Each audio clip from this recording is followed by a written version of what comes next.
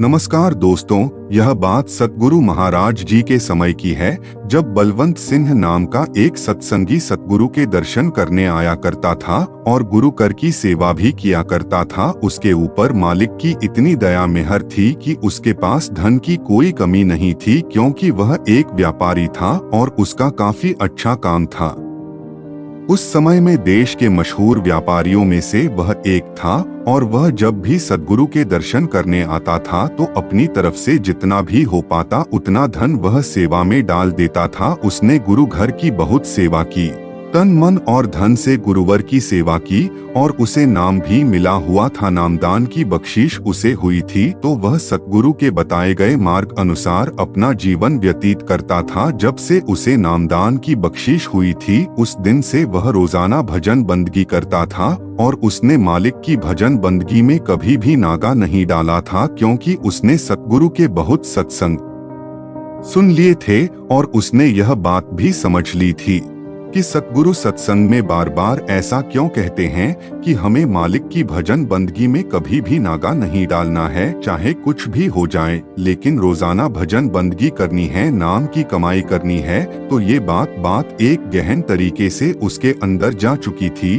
तो उसने जिंदगी में कभी भी कोई नागा नहीं डाला था और अपने सतगुरु की युक्ति के अनुसार, अपने सतगुरु के बताए गए तरीके के अनुसार वह भजन बंदगी करता था। और एक दिन वह अपने अंदर की बात सतगुरु के सामने रखता है और कहता है कि ही सच्चे पातशाह, मैं त्रिकुटी से आगे जा चुका हूँ और अब मुझे काल परेशान कर रहा है। वह बार बार मेरे सामने दुनिया के पदार्थ लाकर रख देता है, वह हर बार मेरे सामने दुनिया की धन दौलत को पेश कर देता है और मुझसे पूछता है कि तुम मुझे बताओ कि तुम्हें क्या चाहिए, तुम्हें किस चीज की कमी है, वह मैं तुम्हें दूंगा। बार बार भेष बदलकर मेरे सामने आता है और मुझे परेशान करता है, और जब भी मेरे साथ ऐसा होता है तब मैं आपका दिया हुआ सिमरन जोर जोर से करने लग जाता हूँ और ऐसा करने से वह चला जाता है और हर बार वह ऐसे ही करता है और बार बार वह मुझे परेशान करता रहता है। कृपया मुझे इसके बारे में कुछ बताएं कि मैं क्या करूं, क्योंकि जब भी उसने मेरे सामने यह दुनिया की धन दौलत पेश की है, जब भी वह मुझसे पूछता है कि तुम्हें क्या चाहिए, तो उस समय एक क्षण को मेरा मन उसके जाल में फंस जाता है, मेरे अंदर लोभ पैदा हो जाता है, लेकिन दूसरे ही क्षण मेरी अंतरात्मा ऐसा करने से मना कर देती है और मुझे आपकी याद आ जाती है। तो आपके ही कारण मैं काल के इस जाल से बचता आ रहा हूँ, तो कृपया मुझे बताएं कि मैं क्या करूं। तो उसकी यह बात सुनकर सतगुरु फरमाते हैं कि हमें केवल सिमरन पर ध्यान देना है। इस मार्ग में बहुत कुछ आने वाला है, लेकिन हमें किसी भी चीज की तरफ ध्यान नहीं देना, हमें तो केवल मालिक से मिलाप करना है। तो इसलिए मार्ग में जो भी दिखाई पड़े उसकी तरफ आकर्षित नहीं होना, बल्कि आगे बढ़ना है। और यही हमारी परीक्षा है कि हम कहीं भटक तो नहीं जाते। इस मार्ग पर जगह जगह हमारी परीक्षा होती है, हमारा इम्तिहान होता है, और जो सत्संगी केवल मालिक की चाह को आगे रखकर भजन बंदगी करता है, उसको ऐसी चीजें परेशान करना बंद कर देती है।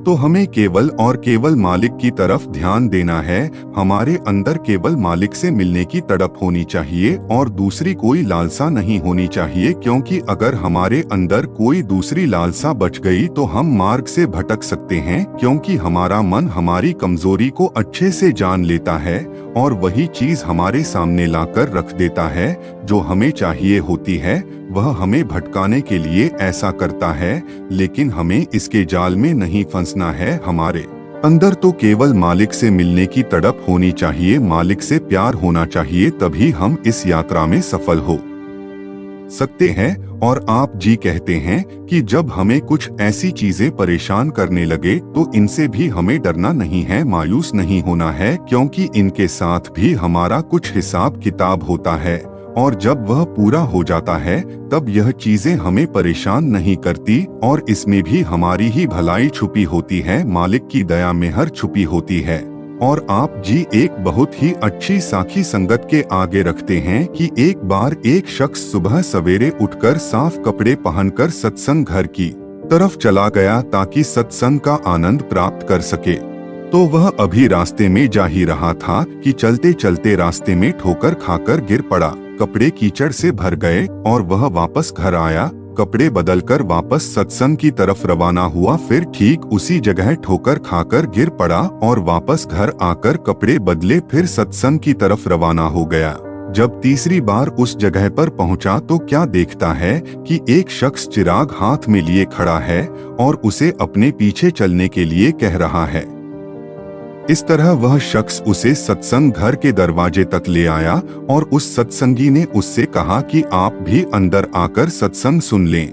लेकिन वह शख्स चिराग हाथ में थामे खड़ा रहा, लेकिन सत्संग घर में दाखिल नहीं हुआ। 2-3 बार इनकार करने पर उसने पूछा, आप अंदर क्यों नहीं आ रहे हैं?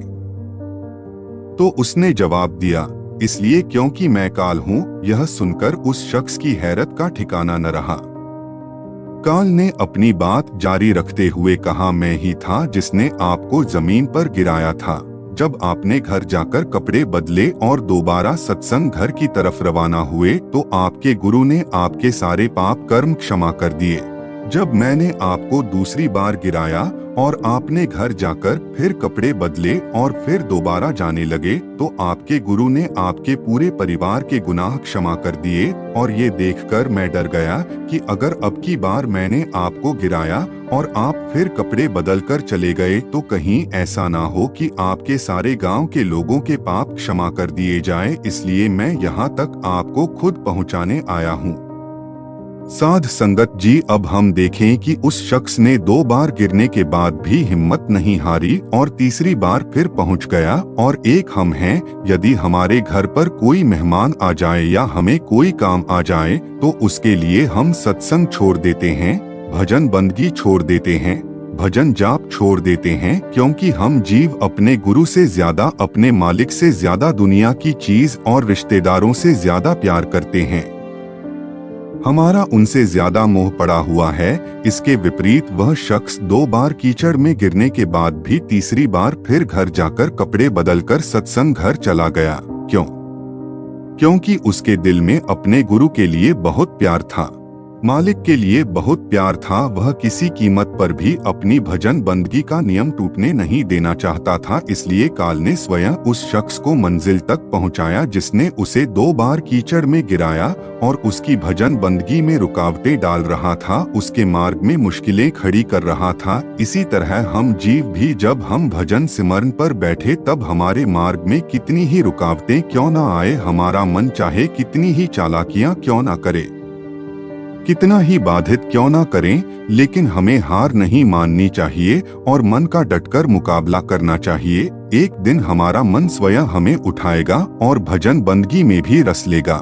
बस हमें हिम्मत नहीं हारनी चाहिए और ना ही किसी काम के लिए भजन सिमरन में ढील देनी चाहिए। जो शख्स अंदर या बाहर आने वाली मुश्किलों का सामना करते हुए भी भजन बंदगी में डटा रहता है तो वह मालिक आप ही उसके काम सिद्ध और सफल करता है। इसीलिए हमें भी मन से हार नहीं माननी चाहिए और निरंतर अभ्यास करते रहना चाहिए।